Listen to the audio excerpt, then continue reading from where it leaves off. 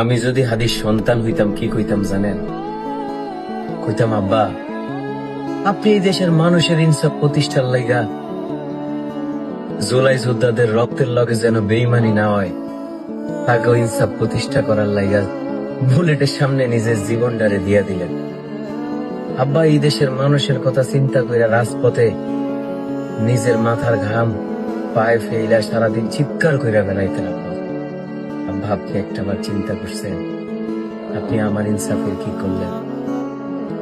আব্বা আপনি বক্তৃতায় সবাই কইয়া গেলেন আপনি মারা যাওয়ার পর যেন আপনার সন্তানকে সবাই দেখা রাখে।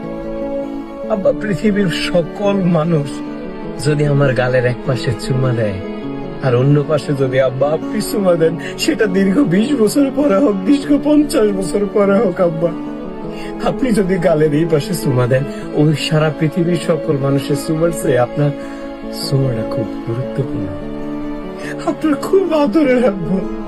আব্বা আমি কখনো তো এরকম চিন্তাও করি নাই আমি এত ছোট বয়সে আপনারে হারামবো। আব্বা আব্বা আমাদের ইনসাফ লাগবে, অন্তত আপনার খুনির বিচার হোক, ন্যায় বিচার হোক, এটাই আমরা চাই। আব্বা আপনি আমাদেরকে ক্ষমা করে দিয়ে